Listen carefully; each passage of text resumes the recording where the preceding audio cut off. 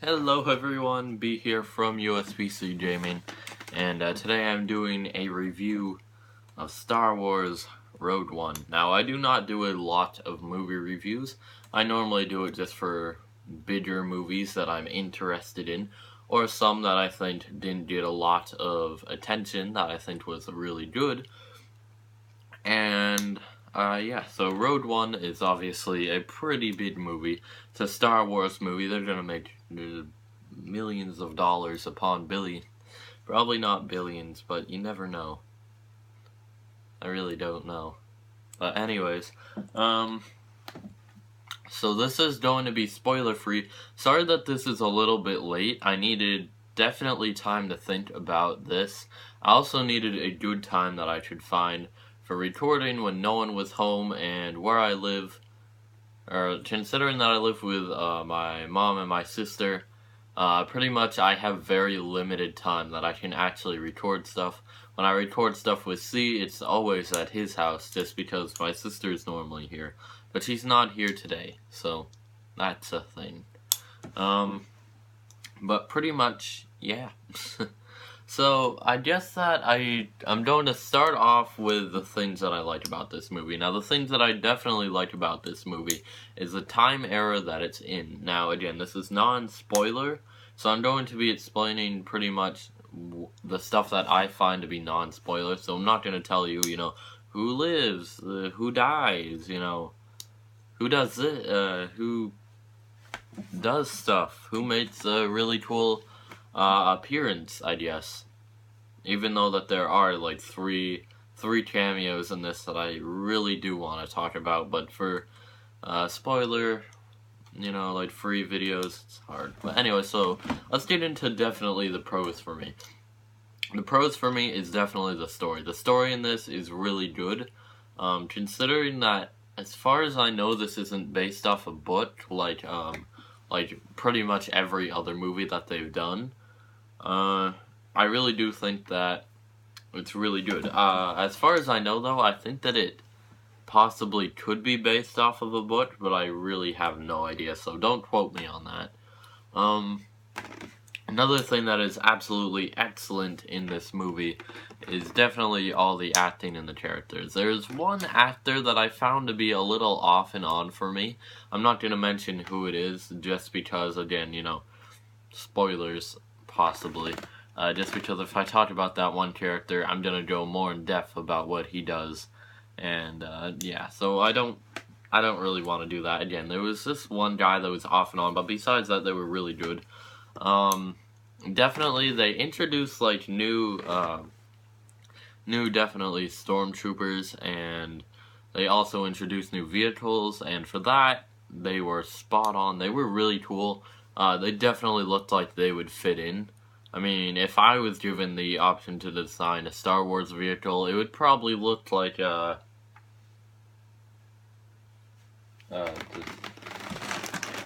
looks something like this, which is just like a Lego Ninja Turtle set that's like half destroyed. Thanks, chat.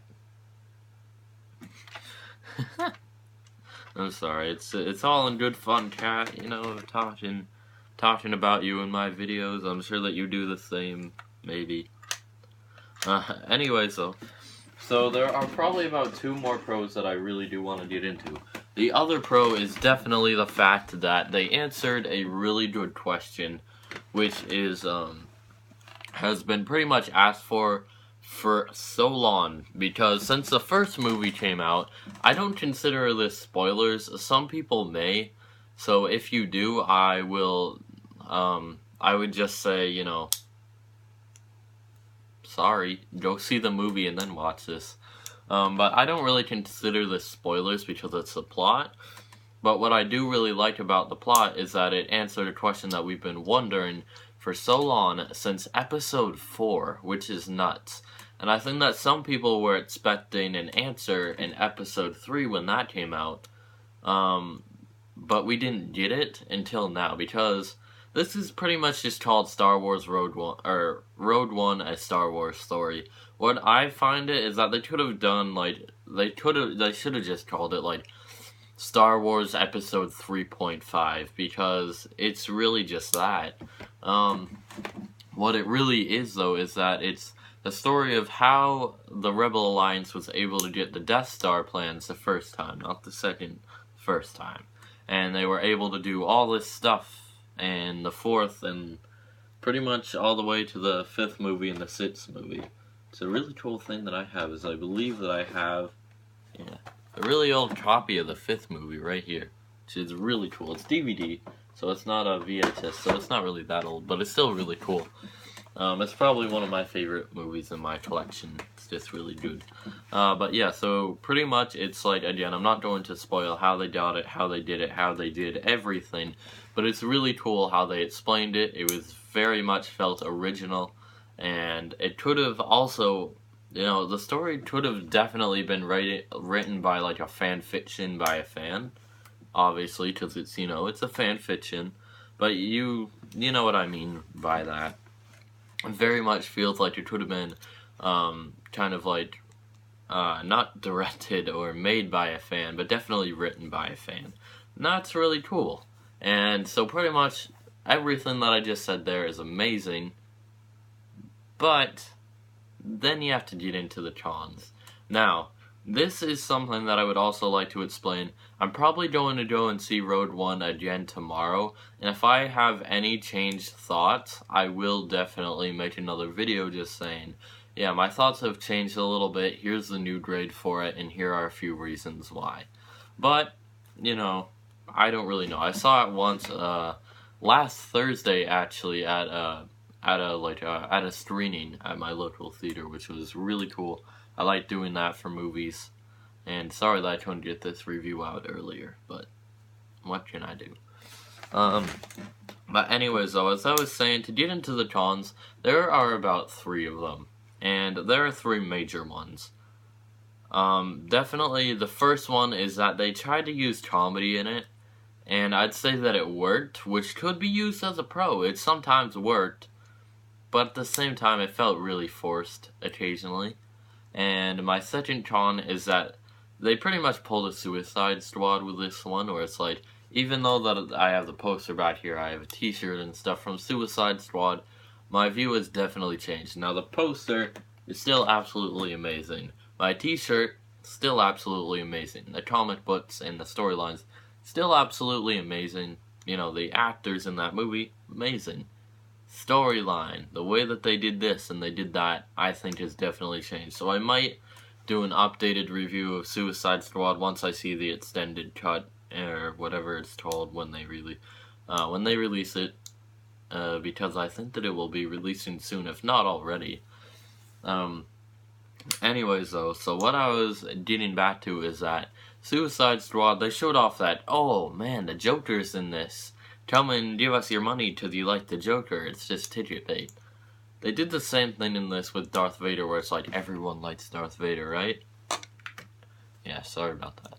TU-46 is out, and I've been trying to play it, but and I'm going to play it, just I want to get this done quickly.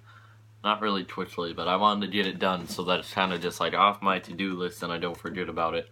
Anyways, though, is that they did it with Darth Vader, where it's like, everyone likes Darth Vader, right? Yeah, we're gonna have him in the movie, but he's not gonna be in there a lot.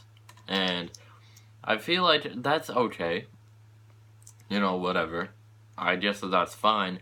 But where they did a lot of advertising with it, and he showed up in quite a few trailers, and you were expecting him to be in it more, I think is just a little bit disappointing. And I'd say that, really, that's 2 cons. Now, this one is, I'd say that the Darth Vader thing is almost a little bit of a nitpick, more than a con, I'll admit that. The only thing is, though, is that the third con is that in this movie, there's really not a villain. There's really, like, no specific guy, because in every single Star Wars movie, there's just one specific guy. That's kind of like, he's the bad guy, beat him up, do this, do that, do that, do that, do this, whatever. Like, with The Force Awakens, you had Kylo Ren. With Episode 4, 5, and 6, you had the Emperor and you had Darth Vader. And then with Episode 1, 2, and 3, you had a pretty big assortment of people, actually, now that I think about it. Still, though, at least every movie had that one villain, and this one really didn't. So that's my, like, pros and my cons. And for the final grade, I'm definitely going to be giving this a B+. I don't think that it was as good as The Force Awakens, which I saw 7 times in the theaters because it was that good. It's probably my second favorite Star Wars movie of all time. It's amazing. This one is probably like my 5th favorite. Maybe 4th.